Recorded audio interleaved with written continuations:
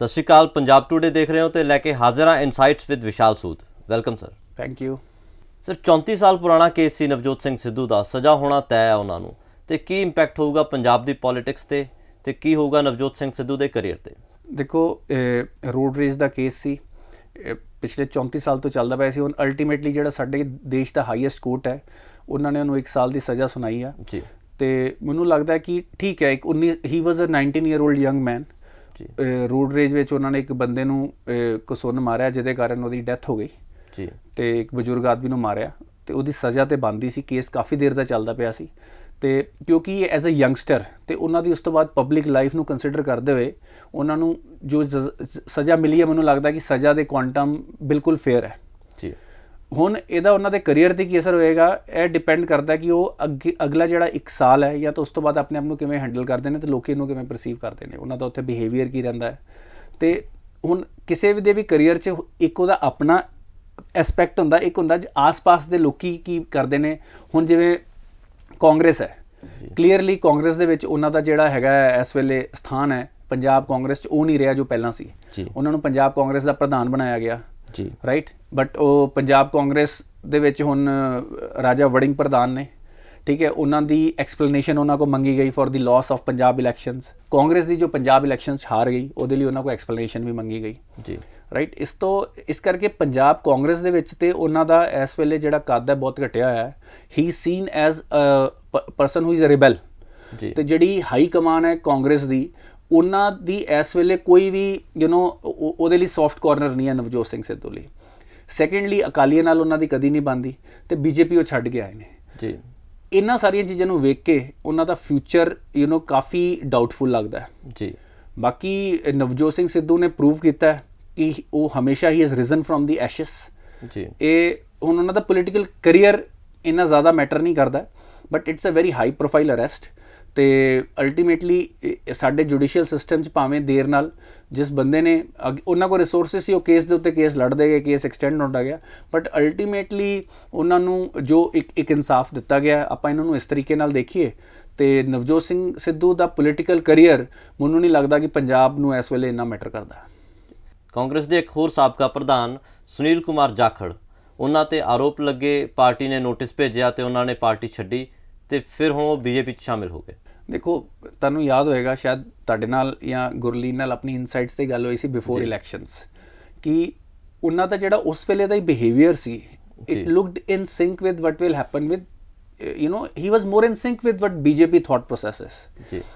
ਉਹਨਾਂ ਦੇ ਪੁਆਇੰਟ ਹਮੇਸ਼ਾ ਵੈਲਿਡ ਸਨ। ਉਹਨਾਂ ਨੇ 3 ਜਨਰੇਸ਼ਨ ਤੋਂ ਉਹਨਾਂ ਦੀ ਫੈਮਿਲੀ ਕਾਂਗਰਸ ਦੇ ਨਾਲ ਰਹੀ ਆ, ਸਾਰੇ ਇੰਪੋਰਟੈਂਟ ਪਦ ਹਾਸਿਲ ਕੀਤੇ ਨੇ। ਗੁਰਦਾਸਪੁਰ ਦਾ 2017 ਦਾ ਇਲੈਕਸ਼ਨ ਜੀ, ਜਿਹੜਾ ਬੀਜੇਪੀ ਦਾ ਗੜ੍ਹ ਮੰਨਿਆ ਜਾਂਦਾ ਸੀ, ਉੱਥੇ ਉਹ ਜਿੱਤੇ ਜੀ। ਤੇ ਉਹਨਾਂ ਦੀਆਂ ਕੰਟਰੀਬਿਊਸ਼ਨ ਪੰਜਾਬ ਕਾਂਗਰਸ 'ਚ ਟ੍ਰਿਮੈਂਡਸ ਰਹੀਆਂ ਜੀ। ਪਰ ਕਾਂਗਰਸ ਦਾ ਕਲਚਰ ਇਹੋ ਜਿਹਾ, ਜਦੋਂ ਵੀ ਕੋਈ ਰੀਜਨਲ ਲੀਡਰ ਸਟਰੋਂਗ ਹੁੰਦਾ ਹੈ, ਹਾਈ ਕਮਾਨ ਤੇ ਉਹਨਾਂ ਦੇ ਆਸ-ਪਾਸ ਦੇ ਜਿਹੜੇ ਲੋਕੀ ਹੁੰਦੇ ਨੇ ਉਹ ਇਨਸਿਕਿਉਰ ਹੋ ਜਾਂਦੇ ਨੇ ਜੀ, ਉਹ ਉਹਨਾਂ ਦੇ ਕੰਨ ਭਰਨੇ ਸ਼ੁਰੂ ਕਰ ਦਿੰਦੇ ਨੇ। ਤੇ ਇਸੇ ਕਾਰਨ ਅੰਬਿਕਾ ਸੋਨੀ ਨੇ ਇਹ ਸਟੇਟਮੈਂਟ ਦਿੱਤੀ ਕਿ ਕੋਈ ਹਿੰਦੂ ਇੱਥੋਂ ਦਾ ਚੀਫ ਮਿਨਿਸਟਰ ਨਹੀਂ ਹੋ ਸਕਦਾ।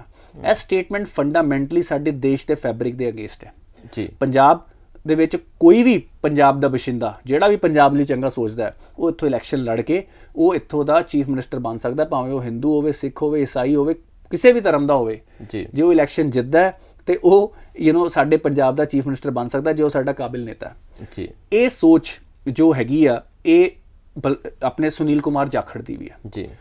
ਇਸ ਕਰਕੇ ਉਹਨਾਂ ਨੂੰ ਇਹ ਲੱਗਾ ਕਿ ਉਹਨਾਂ ਦੀ ਸੋਚ ਦੇ ਨਾਲ ਮਿਲਦੀ ਸੋਚ ਬੀਜੇਪੀ ਵਿੱਚ ਹੈ ਜੀ, ਜਿੱਥੇ ਹਿੰਦੂ ਸਿੱਖ ਯੂਨਿਟੀ ਦੀ ਗੱਲ ਕੀਤੀ ਜਾਂਦੀ ਹੈ। ਤੇ ਇਸ ਕਰਕੇ ਉਹਨਾਂ ਨੇ ਉਹ ਬੀਜੇਪੀ ਜੁਆਇਨ ਕੀਤੀ, ਤੇ ਉਹਨਾਂ ਦਾ ਉਹ ਇੱਕ ਬੜਾ ਮੇਜਰ ਹਿੰਦੂ ਚਿਹਰਾ ਨੇ। ਇਹਦੇ ਨਾਲ ਬੀਜੇਪੀ ਨੂੰ ਬਹੁਤ ਵੱਡਾ ਐਡਵਾਂਟੇਜ ਮਿਲੇਗਾ ਪੰਜਾਬ ਦੇ ਵਿੱਚ ਜੀ। ਤੇ ਮੈਨੂੰ ਲੱਗਦਾ ਹੈ ਜੁਆਇਨ ਕਰਨ ਦੀ ਟਾਈਮਿੰਗ ਵੀ ਬਿਲਕੁਲ ਸਹੀ ਆ। ਜੇ ਉਹ ਇਲੈਕਸ਼ਨ ਤੋਂ ਪਹਿਲਾਂ ਜੁਆਇਨ ਕਰਦੇ, ਉਸ ਚੀਜ਼ ਦਾ ਇੰਨਾ ਇੰਪੈਕਟ ਨਹੀਂ ਆਉਣਾ ਸੀ, ਫਿਰ ਉਹਨਾਂ ਨੂੰ ਇਲੈਕਸ਼ਨ ਵੀ ਲੜਨੇ ਪੈਣੇ ਸੀ। ਪਰ ਹੁਣ ਉਹਨਾਂ ਨੂੰ ਟਾਈਮ ਮਿਲੇਗਾ ਬੀਜੇਪੀ ਨੂੰ ਪੂਰੀ ਪੰਜਾਬ 'ਚ ਸਟਰੋਂਗ ਕਰਨ ਦਾ ਜੀ। ਤੇ ਕਾਂਗਰਸ ਨੇ ਇੱਕ ਵਾਰੀ ਫੇਰ ਕੁਲਾੜੀ ਆਪਣੇ ਪੈਰ ਤੇ ਨਹੀਂ ਮਾਰੀ, ਆਪਣਾ ਪੈਰ ਕੁਲਾੜੀ ਤੇ ਮਾਰ ਲਿਆ। ਤੇ ਇੱਕ ਹੋਰ ਬੜਾ ਹੀ ਜਿਹੜਾ ਲਾਇਲ ਨੇਤਾ ਸੀ, ਜਿਹੜਾ ਸਿੰਸੀਅਰ ਸੀ, ਜਿਹਨੂੰ ਸਾਰੇ ਲੋਕੀ ਪਸੰਦ ਕਰਦੇ ਸੀ ਤੇ ਜਨਤਾ ਵੀ ਪਸੰਦ ਕਰਦੀ ਸੀ ਜੀ। ਉਹਨਾਂ ਨੂੰ ਵੀ ਲੱਗਦਾ ਸੀ ਕਿ ਇਹ ਬੰਦਾ ਜੋ ਕਹਿੰਦਾ ਹੈ ਲੌਜੀਕਲ ਗੱਲ ਕਰਦਾ ਤੇ ਪੂਰੇ ਪੰਜਾਬ ਦੇ ਭਲੇ ਦੀ ਗੱਲ ਕਰਦਾ ਹੈ ਜੀ। ਇੱਕ ਇਹੋ ਜਿਹਾ ਨੇਤਾ ਕਾਂਗਰਸ ਨੂੰ ਇਸ ਸਟੇਜ ਤੇ ਨਹੀਂ ਗਵਾਉਣਾ ਚਾਹੀਦਾ ਸੀ, ਜਦੋਂ ਆਲਰੇਡੀ ਉਹ ਚਿੰਤਨ ਸ਼ਿਵਰਾਂ ਵਿੱਚ ਬੈਠੇ ਹੋਏ ਨੇ ਜੀ। ਤੇ ਕਲਚਰ ਤੇ ਫਿਰ ਐਂਡ 'ਚ ਉਹੀ ਆ, ਤੁਸੀਂ ਡਿਸੀਜਨ ਮੇਕਿੰਗ ਜਦ ਫਿਰ ਉਸੇ ਕਲਚਰ ਦੇ ਬੇਸਿਸ ਤੇ ਲੈਂਦੇ ਹੋ ਕਿ ਜਿਹੜਾ ਸਾਡੇ ਹਾਈ ਕਮਾਂਡ ਦੀ ਜੀ ਹਜ਼ੂਰੀ ਕਰੇਗਾ ਬਸ ਉਹ ਫਿਰ ਰਹੇਗਾ। ਡੈਮੋਕ੍ਰੈਟਿਕ ਸਟਰਕਚਰ ਹੈ, ਤੁਸੀਂ ਪੋਲੀਟੀਕਲ ਪਾਰਟੀਆਂ ਹੋ, ਇਹਦੇ ਵਿੱਚ ਜੇ ਬੰਦਾ ਆਪਣੇ ਮਨ ਦੀ ਗੱਲ ਨਹੀਂ ਕਹਿ ਸਕਦਾ ਤੇ ਇਹਦਾ ਮਤਲਬ ਹੈ ਕਿ ਤੁਸੀਂ ਫੰਡਾਮੈਂਟਲੀ ਡੈਮੋਕ੍ਰੈਟਿਕ, ਤੁਹਾਡਾ ਮਾਈਂਡਸੈਟ ਹੀ ਨਹੀਂ ਹੈ। ਤੁਸੀਂ ਡੈਮੋਕ੍ਰੈਟਿਕ ਪ੍ਰੋਸੈਸ ਦਾ ਪਾਰਟ ਕਿਵੇਂ ਬਣੋਗੇ? ਇਹ ਅੱਜ ਦੀ ਡੇਟ 'ਚ ਕਾਂਗਰਸ ਦੀ ਪ੍ਰੋਬਲਮ ਹੈ ਤੇ ਮੈਨੂੰ ਲੱਗਦਾ ਹੈ ਬੀਜੇਪੀ ਦੀ ਇੱਕ ਬਹੁਤ ਵੱਡੀ ਜਿੱਤ ਹੈ। ਬਿਲਕੁਲ ਸਰ, ਪੰਜਾਬ ਦੇ ਵਿੱਚ ਬੀਜੇਪੀ ਹੋਰ ਮਜ਼ਬੂਤ ਹੋ ਰਹੀ ਹੈ ਇਲੈਕਸ਼ਨਸ ਤੋਂ ਬਾਅਦ, ਕਿਉਂਕਿ ਇਲੈਕਸ਼ਨ ਤੋਂ ਪਹਿਲਾਂ ਵੀ ਉਹਨਾਂ ਨੇ ਜਿਹੜੇ ਜੋਸ਼ ਨਾਲ ਕੈਂਪੇਨ ਕੀਤਾ, ਕਿਉਂਕਿ ਪਹਿਲੀ ਵਾਰ ਪੰਜਾਬ ਦੇ ਵਿੱਚ ਇੰਡੀਪੈਂਡੈਂਟਲੀ ਬੀਜੇਪੀ ਵੱਡੇ ਭਰਾ ਦੇ ਅਹੁਦੇ ਤੇ ਲੜੀ ਹੈ। ਜਿਵੇਂ ਪਹਿਲਾਂ ਕਿਹਾ ਜਾਂਦਾ ਸੀ ਕਿ ਅਕਾਲੀ ਦਲ ਵੱਡਾ ਭਰਾ ਤੇ ਬੀਜੇਪੀ ਛੋਟਾ ਭਰਾ ਆਇਆ, ਤੇ ਹੁਣ ਬੀਜੇਪੀ ਵੱਡਾ ਭਰਾ ਤੇ ਛੋਟਾ ਭਰਾ ਅਮਰਿੰਦਰ ਸਿੰਘ ਨੂੰ ਕਹਿ ਸਕਦੇ ਆ, ਜਾਂ ਫਿਰ ਅਕਾਲੀ ਦਲ ਢੀਂਡਸਾ। ਦੇਖੋ 2014 ਤੋਂ ਬਾਅਦ ਬੀਜੇਪੀ ਸਾਰਿਆਂ ਦਾ ਵੱਡਾ ਭਰਾ ਵਾ ਜੀ, ਤੇ ਬੀਜੇਪੀ ਇੱਕ ਇਹੋ ਜਿਹੀ ਪਾਰਟੀ ਹੈ ਜਿਹੜੀ ਹਮੇਸ਼ਾ ਇਲੈਕਸ਼ਨ ਮੋਡ 'ਚ ਰਹਿੰਦੀ ਆ ਜੀ। ਮੈਂ ਇਹਨੂੰ ਨੈਗੇਟਿਵ ਤਰੀਕੇ ਨਾਲ ਨਹੀਂ ਕਹਿ ਰਿਹਾ, ਉਹਨਾਂ ਦਾ ਇੱਕ ਡਿਸਪਲਿਨ ਸਟਰਕਚਰ ਤਰੀਕੇ ਨਾਲ ਆਪਣੀ ਸਟ੍ਰੈਟਜੀ ਬਣਾਉਂਦੇ ਆ। ਹਾਰ ਜਿੱਤ ਨੂੰ ਦੇ ਤੋਂ ਸੋਚੇ ਬਿਨਾ ਉਹ ਆਪਣਾ ਬੈਸਟ ਫੁੱਟ ਫਾਰਵਰਡ ਰੱਖਦੇ ਨੇ, ਪੂਰੀ ਹਿੰਮਤ ਨਾਲ ਫੁੱਟ ਫਾਰਵਰਡ ਰੱਖਦੇ ਨੇ। ਉਹਨਾਂ ਦੇ ਰਿਜ਼ਲਟ ਤੇ ਕੋਈ ਬਹੁਤ ਵਧੀਆ ਨਹੀਂ ਆਏ ਪੰਜਾਬ 'ਚ ਜੀ, ਪਰ ਬੀਜੇਪੀ ਦਾ ਇਹ ਮੰਨਣਾ, ਜੋ ਵੀ ਅਸੀਂ ਬੀਜੇਪੀ ਦੇ ਸੀਨੀਅਰ ਲੀਡਰਾਂ ਨਾਲ ਜਦੋਂ ਵੀ ਗੱਲ ਕੀਤੀ, ਉਹ ਕਹਿੰਦੇ ਕਿ it is not about winning election. Punjab ਇੱਕ ਇੰਪੋਰਟੈਂਟ ਸਟੇਟ ਹੈ, ਸਾਡੇ ਦੇਸ਼ ਦੀ ਸਟੇਟ ਹੈ, ਇੱਥੇ ਬੀਜੇਪੀ ਦੀ ਪ੍ਰੈਜ਼ੈਂਸ ਹੋਣੀ ਚਾਹੀਦੀ ਹੈ। ਅਸੀਂ ਇੱਥੇ ਲੋਕਾਂ ਨਾਲ ਜੁੜਨਾ ਹੀ ਜੁੜਨਾ। ਇਸੇ ਕਰਕੇ ਉਹਨਾਂ ਨੇ through RSS also through BJP block level ਤੇ ਆਪਣੇ ਵਿੰਗ ਬਣਾਉਣੇ ਸ਼ੁਰੂ ਕੀਤੇ ਨੇ ਜੀ। ਉਹ ਕਹਿੰਦੇ ਕਿ ਅਸੀਂ ਇੱਥੇ 5 ਸਾਲ ਨਹੀਂ ਹੈ, ਇਹ 10 ਸਾਲ ਨਹੀਂ ਹੈ, ਸਾਨੂੰ 15 ਸਾਲ ਲੱਗਣ, but BJP will be an important force in Punjab. ਇਹ ਉਹਨਾਂ ਦਾ ਮਿਸ਼ਨ ਹੈ ਜੀ, ਕਿਉਂਕਿ ਉਹਨਾਂ ਨੂੰ ਪਤਾ ਹੈ ਕਿ ਬੀਜੇਪੀ ਲਈ ਪੰਜਾਬ ਇੱਕ ਕ੍ਰਿਟੀਕਲ ਸਟੇਟ ਹੈ, ਰਾਈਟ। ਹਿੰਦੂ ਸਿੱਖ ਯੂਨਿਟੀ ਦੇਸ਼ ਲਈ ਕਿੰਨੀ ਇੰਪੋਰਟੈਂਟ ਹੈ, ਇਹ ਪ੍ਰਾਈਮ ਮਿਨਿਸਟਰ ਮੋਦੀ ਬਾਰ-ਬਾਰ ਆਪਣੇ ਭਾਸ਼ਣ 'ਚ ਜਿਸ ਤਰ੍ਹਾਂ ਉਹ ਸਿੱਖ ਭਾਈਚਾਰੇ ਨੂੰ ਬੁਲਾਉਂਦੇ ਨੇ, ਸਨਮਾਨ ਦਿੰਦੇ ਨੇ, ਉਹ ਸ਼ੋਅ ਕਰ ਚੁੱਕੇ ਨੇ ਜੀ। ਤੇ ਬੀਜੇਪੀ ਦੀ ਵਿਜ਼ਨ ਇਹ ਨਹੀਂ ਹੈ ਕਿ ਇਹ ਇਲੈਕਸ਼ਨ ਜਾਂ ਅਗਲਾ ਇਲੈਕਸ਼ਨ, ਅਗਲੇ ਇਲੈਕਸ਼ਨ ਡੈਫੀਨਿਟਲੀ ਉਹ ਜਿੱਤਣਾ ਚਾਹਣਗੇ, ਬਟ ਦ ਪੁਆਇੰਟ ਇਜ਼ ਕਿ ਉਹ ਵੇਟ ਕਰਨ ਨੂੰ ਤਿਆਰ ਨੇ, ਉਹ ਬੈਸਟ ਲੋਕੀ ਜੋੜਨ ਨੂੰ ਤਿਆਰ ਨੇ। ਸੀਐਮ ਭਗਵੰਤ ਮਾਨ ਅਮਿਤ ਸ਼ਾਹ ਜੀ ਨੂੰ ਮਿਲੇ ਆ ਸਰ, ਉਹਨਾਂ ਦੇ ਅੱਗੇ ਉਹਨਾਂ ਨੇ ਮੰਗਾਂ ਰੱਖੀਆਂ ਫਾਰਮਰਸ ਨੂੰ ਲੈ ਕੇ, ਤੇ ਹੋਰ ਵੀ ਪੰਜਾਬ ਦੀਆਂ ਡਿਮਾਂਡਸ ਜਿਹੜੀਆਂ ਰੱਖੀਆਂ, ਉਹਨੂੰ ਕਿਵੇਂ ਦੇਖਦੇ ਆ? ਦੇਖੋ ਮੈਂ ਨਾ ਬੜਾ ਹੈਰਾਨ ਹੁੰਦਾ ਜੀ ਕਿ ਸਾਡੇ ਜਿਹੜੇ ਓਪੋਜੀਸ਼ਨ ਨੇ, ਪੰਜਾਬ ਦੀ ਓਪੋਜੀਸ਼ਨ ਜੀ, ਉਹ ਗਵਰਨਮੈਂਟ ਨੂੰ ਬਿਲਕੁਲ ਗਲਤ ਤਰੀਕੇ ਨਾਲ ਘੇਰਦੀ ਆ ਜੀ। ਜਿੱਥੇ ਉਹਨਾਂ ਨੂੰ ਸ਼ਾਬਾਸ਼ੀ ਦੇਣੀ ਚਾਹੀਦੀ ਹੈ ਉੱਥੇ ਉਹ ਉਹਨਾਂ ਨੂੰ ਉਹਦੀ ਨਿੰਦਾ ਕਰਦੀ ਹੈ ਜੀ। ਅੱਜ ਪੰਜਾਬ 'ਚ ਸਿਕਿਉਰਿਟੀ ਦਾ ਇਸ਼ੂ ਹੈ ਜੀ। ਸੀਐਮ ਭਗਵੰਤ ਮਾਨ ਜੇ ਹੋਮ ਮਿਨਿਸਟਰ, ਦੇਸ਼ ਦੇ ਹੋਮ ਮਿਨਿਸਟਰ ਕੋ ਜਾ ਕੇ ਹੋਰ ਸਿਕਿਉਰਿਟੀ ਫੋਰਸਿਸ ਦਾ ਅਰੇਂਜਮੈਂਟ ਕਰਦੇ ਨੇ, ਇਹ ਸ਼ਾਬਾਸ਼ੀ ਦੇਣ ਵਾਲੀ ਗੱਲ ਹੈ। ਬਿਲਕੁਲ। ਇਹਦੇ ਉੱਤੇ ਤੰਜ ਕੱਸਣਾ ਮੈਨੂੰ ਲੱਗਦਾ ਹੈ ਕਿ ਓਪੋਜੀਸ਼ਨ ਦਾ ਨੈਗੇਟਿਵ ਮਾਈਂਡਸੈਟ ਦਿਖਾਉਂਦਾ ਹੈ ਜੀ। ਰਾਦਰ ਦੈਨ ਸਪੋਰਟਿੰਗ, ਤੁਸੀਂ ਓਪੋਜੀਸ਼ਨ ਲੀਡਰ ਲੋਕਾਂ ਦੇ ਹੋ, ਇੱਥੇ ਪੰਜਾਬ ਦੀ ਸਿਕਿਉਰਿਟੀ ਦਾ ਇਸ਼ੂ ਹੈ, ਤੁਹਾਨੂੰ ਗਵਰਨਮੈਂਟ ਨੂੰ ਸਪੋਰਟ ਕਰਨਾ ਚਾਹੀਦਾ ਜਿੱਥੇ ਸਪੋਰਟ ਕਰਨਾ ਚਾਹੀਦਾ ਜੀ। ਫਿਰ ਜਿੱਥੇ ਫੜਨਾ ਚਾਹੀਦਾ ਉੱਥੇ ਉਹਨਾਂ ਨੂੰ ਪਤਾ ਨਹੀਂ ਲੱਗਦਾ ਪਿਆ। ਹੁਣ CM Bhagwant Mann home minister ਨੂੰ ਜਾ ਕੇ ਕਹਿੰਦੇ ਪਏ ਨੇ ਕਿ ਤੁਸੀਂ MSP ਦਾ ਪ੍ਰਾਈਸ ਵਧਾ ਦਿਓ। ਦੱਸੋ ਇਹ ਹੋਮ ਮਿਨਿਸਟਰੀ ਦੇ ਅੰਦਰ ਆਉਂਦਾ? ਤੇ ਸਭ ਤੋਂ ਜ਼ਿਆਦਾ ਗੱਲ ਇਹ ਹੋ ਰਹੀ ਹੈ, ਉਸ ਤੋਂ ਬਾਅਦ ਬਿਆਨ ਬਾਹਰ ਆ ਕੇ ਦਿੱਤੇ ਜਾ ਰਹੇ ਨੇ ਜੀ ਅਸੀਂ MSP ਦੇ ਪ੍ਰਾਈਸ ਦੀ ਗੱਲ ਅਮਿਤ ਸ਼ਾਹ ਨਾਲ ਕਰ ਰਹੇ ਸੀ। ਅਮਿਤ ਸ਼ਾਹ ਜੀ ਬਹੁਤ ਪਾਵਰਫੁਲ ਲੀਡਰ ਨੇ, ਪਰ ਉਹ ਐਗਰੀਕਲਚਰ ਮਿਨਿਸਟਰ ਤਾਂ ਨਹੀਂ। ਜੀ ਬਿਲਕੁਲ। ਉਸ ਤੋਂ ਬਾਅਦ ਉਹਨਾਂ ਨੂੰ ਕਿਹਾ ਜਾਂਦਾ ਹੈ ਕਿ ਭਾਖੜਾ ਬਿਆਸ ਜੀ ਬੋਰਡ ਦੇ ਵਿੱਚ ਪੰਜਾਬ ਦੀ ਜਿਹੜੀ ਸਥਾਈ ਮੈਂਬਰਸ਼ਿਪ ਹੈ ਉਹ ਦੁਬਾਰਾ ਵਾਪਸ ਲਿਆਈ ਦਿੱਤੀ ਜਾਵੇ। ਇਹ ਕੀ ਅਮਿਤ ਸ਼ਾਹ ਦੇ ਡਿਪਾਰਟਮੈਂਟ ਦੇ ਅੰਡਰ ਆਉਂਦਾ? ਬਿਲਕੁਲ ਨਹੀਂ। ਤੁਸੀਂ you should know which you should not bark the wrong tree. ਜੀ। ਤੁਸੀਂ ਕਿੱਥੇ ਜਾ ਕੇ ਕਿਹੜੀ ਗੱਲ ਕਰਨੀ ਹੈ, ਤੁਸੀਂ ਕਿਸੇ ਵੀ ਜਾ ਕੇ, ਹੁਣ ਸੀਐਮ ਭਗਵੰਤ ਮਾਨ ਜੀ ਆ ਕੇ ਮੇਰੇ ਨਾਲ ਗੱਲ ਕਰ ਲੈਣ ਜੀ ਸਥਾਈ ਮੈਂਬਰਸ਼ਿਪ, ਕੀ ਫਰਕ ਪਏਗਾ? ਜੀ। ਇਹ ਚੀਜ਼ ਸਾਡੀ ਜਿਹੜਾ ਮੀਡੀਆ ਹੈ ਤੇ ਸਾਡੀ ਓਪੋਜੀਸ਼ਨ ਨੂੰ ਡੀਪਲੀ ਸੋਚਣੀ ਚਾਹੀਦੀ ਹੈ। ਜੀ। ਠੀਕ ਹੈ, ਅਮਿਤ ਸ਼ਾਹ ਜੀ ਬਹੁਤ ਹੀ ਪਾਵਰਫੁਲ ਨੇਤਾ ਹੈਗੇ ਨੇ ਬੀਜੇਪੀ ਦੇ, ਬਟ ਜਿਹੜੀ ਮਿਨਿਸਟਰੀ ਹੈ ਉੱਥੇ ਜਾ ਕੇ ਗੱਲ ਕਰਨੀ ਪਏਗੀ ਨਾ। ਜੀ। ਉੱਥੇ ਜਾ ਕੇ ਉਹ ਪੁਆਇੰਟ ਰੱਖੋ, then it makes more sense.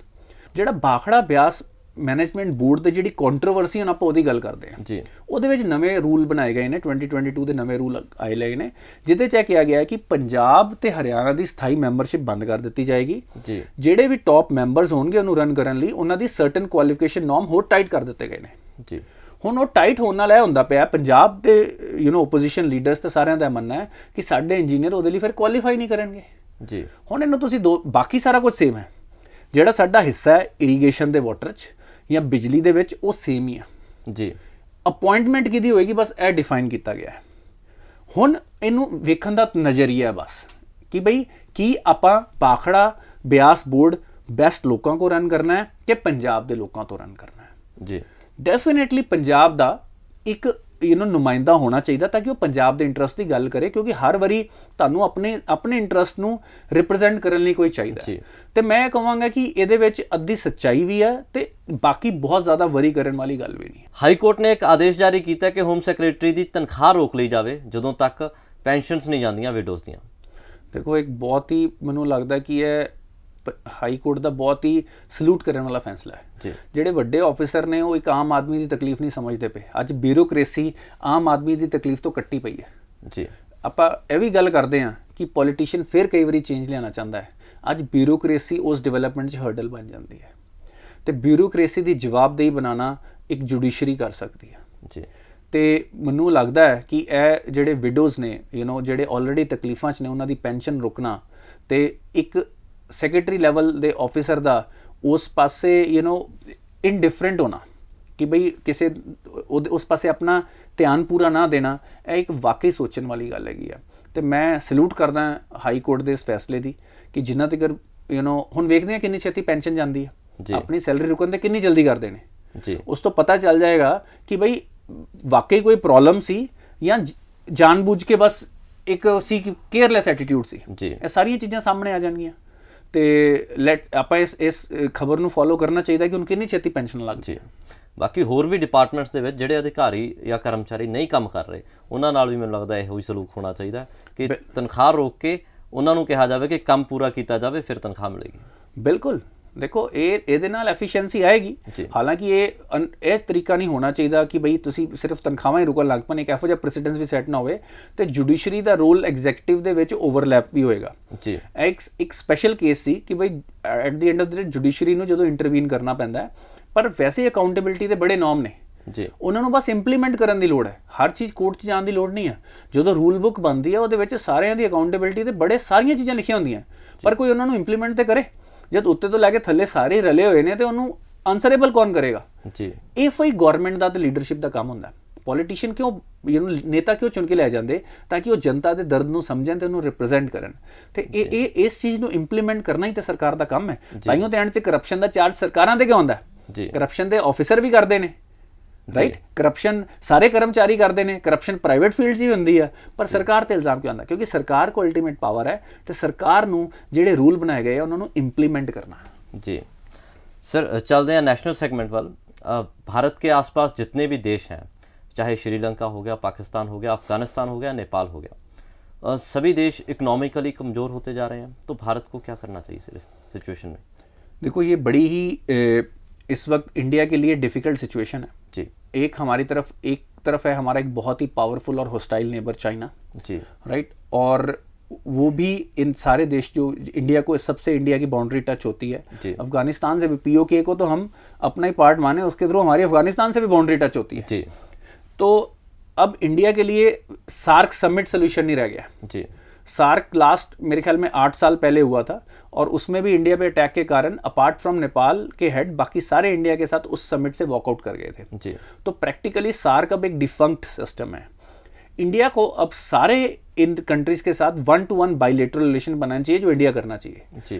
और वो उससे क्या होगा कि इंडिया जो चाइना का इन्फ्लुएंस है इन देशों पे बेटर तरीके से मैनेज कर पाएगा जी। क्योंकि अब बेसिकली पाकिस्तान ने तो अपने आप को एक वेसल स्टेट बना दिया है। उनकी आर्मी जिन्होंने तालिबान को बनाया है, अब वो तालिबान के साथ लड़ाई कर रही है जी। उनके अपने देश के अंदर उनकी इकॉनमी की बुरी हालत है, इन्वेस्टमेंट वहाँ पे कौन करेगा? चाइना की सिचुएशन तो पूरी दुनिया में डिस्कस हो रही है जी। उनका रुपया 400 मतलब $1 के 400 उनके श्रीलंकन रुपीस के बराबर हो गया हुआ है जी। इस सिचुएशन में और उनके पास फॉरेन करेंसी रिजर्व्स बिल्कुल भी नहीं है जी। इस सिचुएशन में वो इंडिया या चाइना की तरफ ही देखेगा उनकी हेल्प करने के लिए। इंडिया को उनकी रिलीफ प्रोसेस में लीड करना चाहिए। जो इंटरनेशनल मॉनेटरी फंड है उनको एंगेज करना चाहिए, और भी कुछ वेस्टर्न कंट्रीज जो इंडिया की वेल विशर्स हैं और चाइना को काउंटर करना चाहती हैं, उनको भी इस वक्त श्रीलंका को सपोर्ट करने के लिए इंडिया को एंगेज करना चाहिए। क्योंकि इंडिया अकेला बर्डन क्यों उठाए?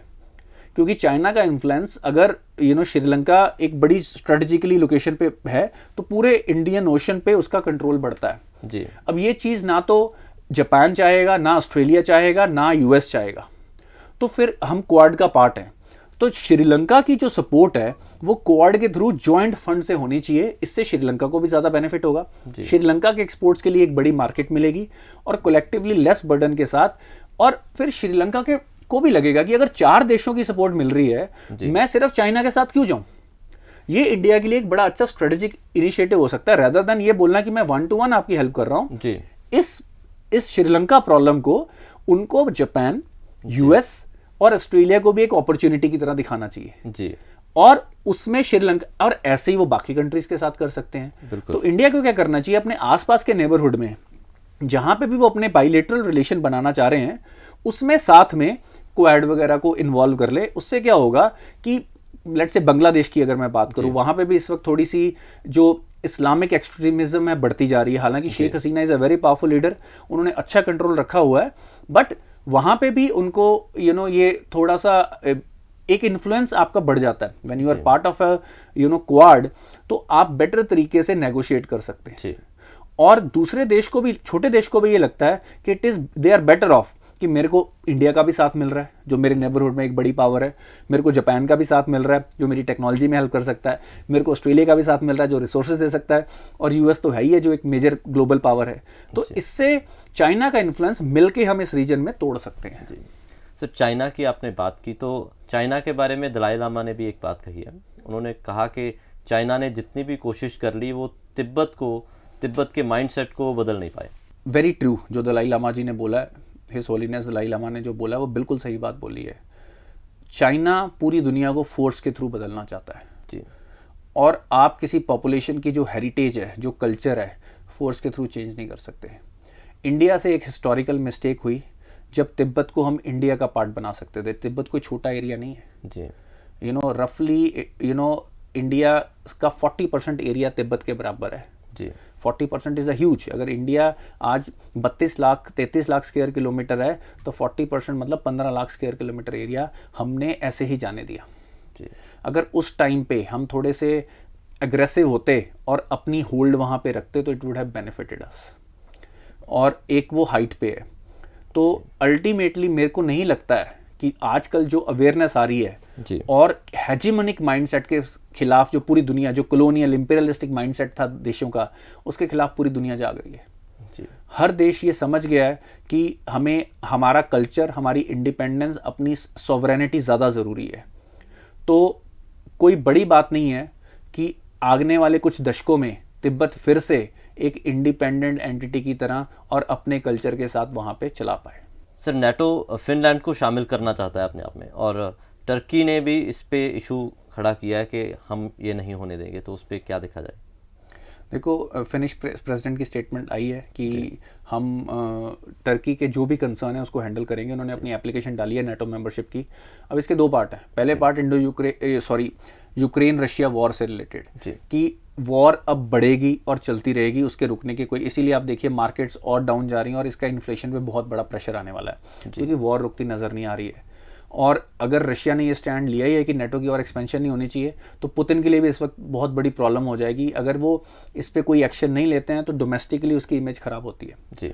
अब आते हैं जो आपका मेन क्वेश्चन है कि टर्की के कंसर्न क्या हैं जी। टर्की के कंसर्न ये है कि कुछ कर्डिश ऑर्गेनाइजेशंस जिनको टर्की मिलिटेंट ऑर्गेनाइजेशंस मानता है, उनको फिनलैंड ने असाइलम दिया हुआ है, उनके टॉप लीडर्स को जी, जिनको टर्की ने टेररिस्ट घोषित कर रखा है।